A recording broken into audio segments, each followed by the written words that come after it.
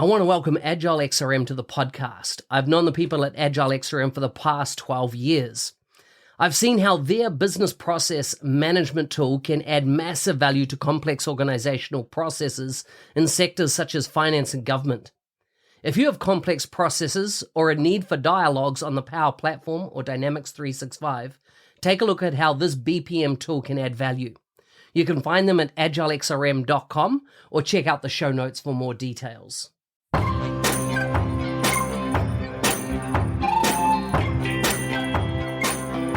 Welcome to the MVP Show. My intention is that you listen to the stories of these MVP guests and are inspired to become an MVP and bring value to the world through your skills. If you have not checked it out already, I do a YouTube series called How to Become an MVP. The link is in the show notes. With that, let's get on with the show.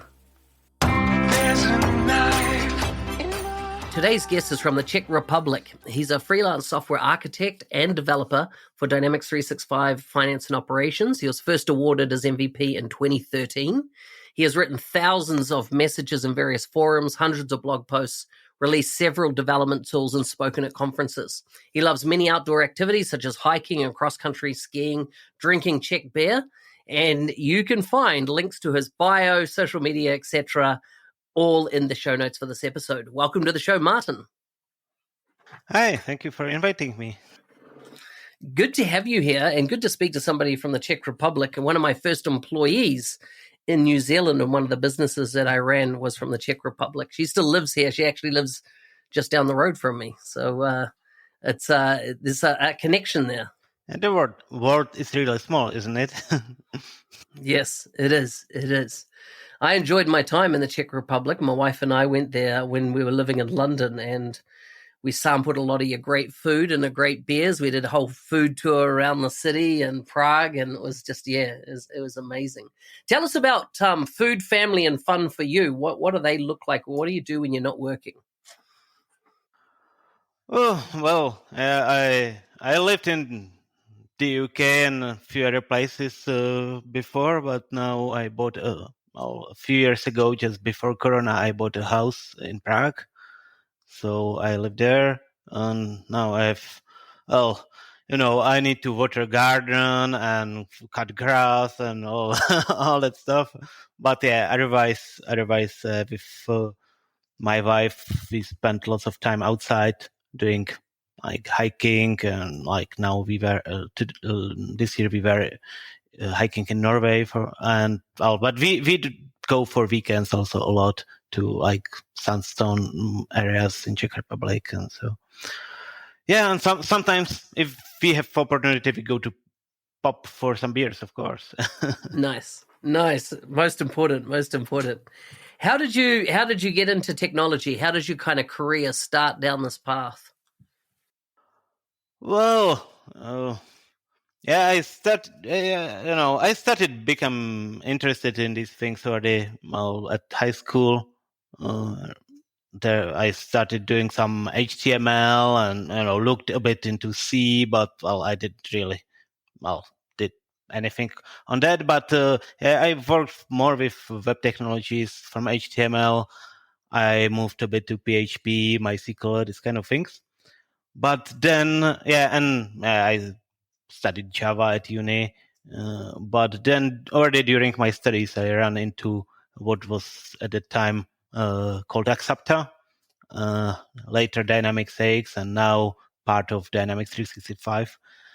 So that's I got the job because one of my friends worked there, so I got part-time job as a developer, it's still what I'm doing more or less these days, 18 years later. How much has things changed, from that original Exapta product to what you see now in Dynamics 365 Finance? Oh, well, that's completely different.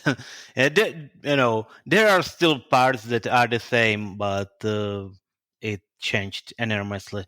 At that time, it was basically a client connecting directly to database.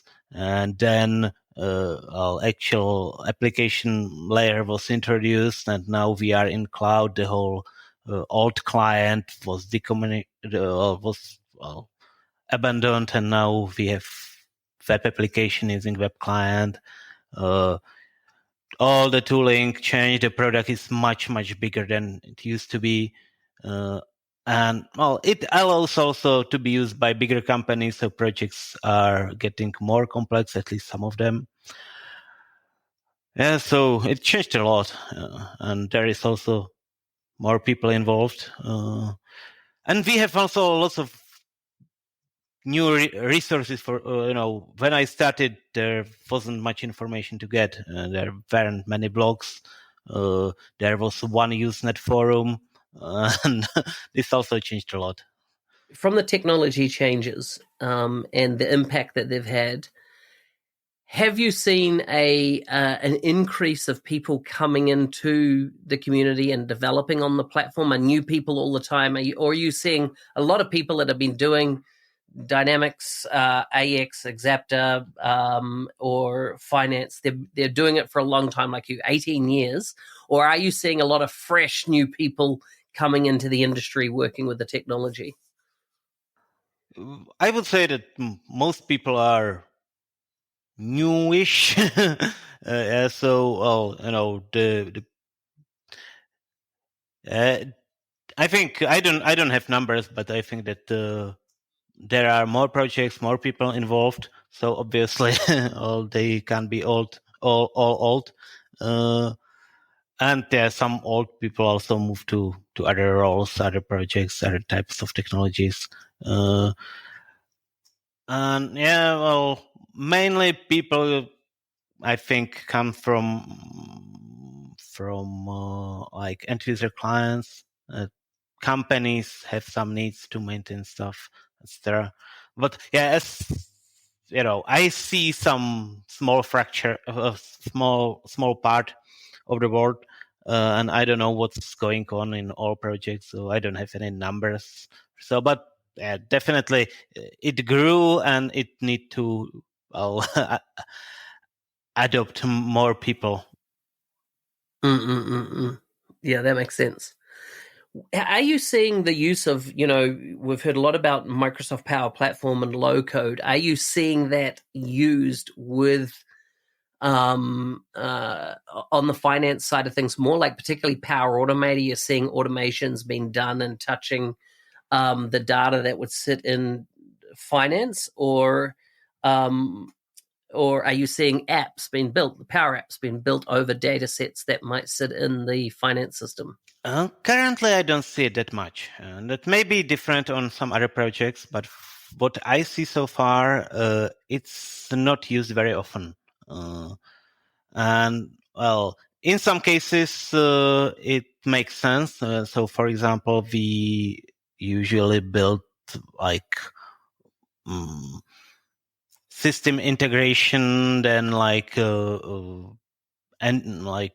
self-service integration, what Power Automate is about. But in some cases, I see opportunities where it would be useful both for like people to do stuff by themselves, business users to set up workflows in Power Automate, etc.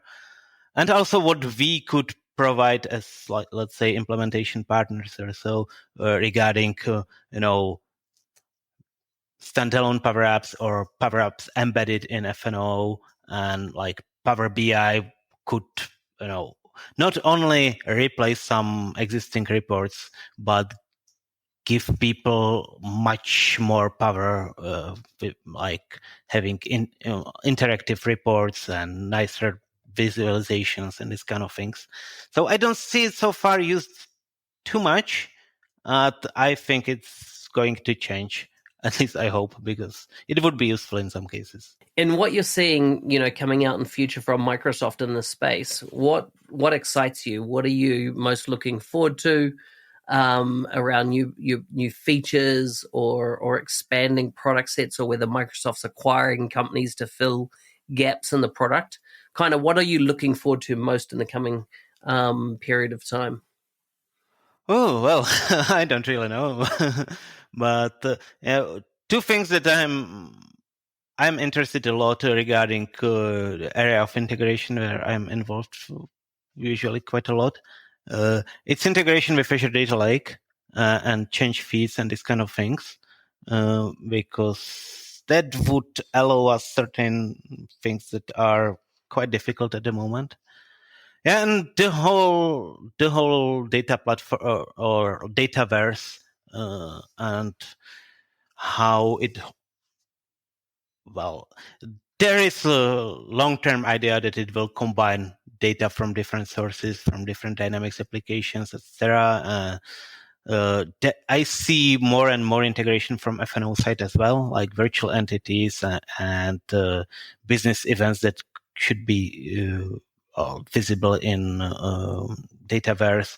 And then obviously this unlocks opportunities for using it from Power Apps, these kind of things. So I'm not looking at it with a particular scenario in mind, but I'm interested in what this will actually allows. We have obviously some things already in place, but the roadmap is full of features that we expect in future. So You've been a MVP for what, about 10 years now? Must be 10, 11 years. Does that sound right? Yeah, well, I have it officially for 9 years. 9 years. Okay. Tell me, that's a long time, right? There's a lot of MVPs that are relatively new in the program these days, and but that's a long period of time. What have you noticed? Oh, actually, first, how did you become an MVP? What was that process to becoming an MVP for you? Well, I don't remember. It was a long time ago. Yeah, well, some other MVP nominated me, and yeah, obviously then I had to provide information about my community activities in past year, and yeah, I'm quite active in forums, which helps me to provide high numbers of something. So yeah, I think that definitely helped. Yeah, and then now it's a routine that every year I provide information about what I did. It used to be done in Excel or something. Now we have a website for it. Nothing difficult. And then I wait for Microsoft to evaluate it. And yeah, so far every time they decided that it's good enough. In looking at the program over that long period of time, 9 years, what's your observation of it? What did you really like that's not there now? What do you wish they would change? What do you wish they'd bring back? What does that look like for you? Well, for me, by far the biggest benefit of being MVP was the MVP Summit. Because that was opportunity to meet in person other MVPs, meet people from Microsoft, talk about stuff like how exactly certain things are implemented, what provide feedback, what we would like to change, what we like, etc. And yeah, because of COVID, MVP summits were done by virtual events, and that's just not the same thing at all. It feels like another online conference, and yeah, so that's something I really dislike, and I'm disappointed that I am not getting any information about next MVP summit. So I'm a bit afraid that it will be virtual again. But let's see. I'd agree with you that's what it'll be. I feel that's definitely the way it's going. Tell me about when people come to you and ask how do I become an MVP? Can you nominate me to become an MVP? Something that quite commonly I find happens. What's your response to people when they ask these things? Well, it actually doesn't happen to me that often. But if I feel that the person does a lot of good work, then fine, I can nominate. It's up to Microsoft to decide whether it's good enough or not. And when people ask me, how I could become an MVP, say, okay, just provide some value to community. And so, you can, like, going to forum. That's very easy thing. So you see someone is struggling with something, you have some idea what they could try, or you already have an answer. You can go and start chatting. And even if you don't have answer, but you have some like leads, some suggestions, that's already very often helpful. Or writing blog posts or whatever, getting involved in local community, everything counts. Yeah. What's been the impact on your career of being an MVP? Do you think it's enhanced your career or nothing much really? What's your thoughts? I don't really know. I was surprised that when sometimes, like in job interviews, people just had no idea what an MVP means. Oh, I live in the world where I expected everyone knows what it is about. It's not the case always. And sometimes I get job by companies asking me directly that they want me for some task, but I don't know how much it does have something to do with MVP, or because I'm already quite visible even without the title. So I don't know. Yeah, good. Last question. And what's your focus for what skills are you developing at the moment? What's your focus for the next 12 months or so that you want to either skill up in or take a look at a new technology area, or, work on? Might be just a private project that you're working on, like automating your home or something like that. What's the focus for you? Well, currently it's mainly things regarding Azure. So now there was a challenge on Microsoft Learn regarding Azure DevOps. So I took that one. When I get a free exam, I will pass the certification. So there I learned some new stuff about GitHub release management. I'm not involved heavily in these days. But otherwise, most of the stuff was old for me. But yeah, regarding Azure, I still have things that I need for integration. Now I was looking into app configuration service, for example. These kind of things. Otherwise, I don't know. Well, when I will run into something that I need for my work, I will look into it. I don't have any exact plans. Hey, thanks for listening.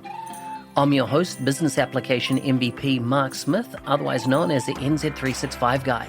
If you like the show and want to be a supporter, check out buymeacoffee.com/NZ365 Guy. Thanks again, and see you next time.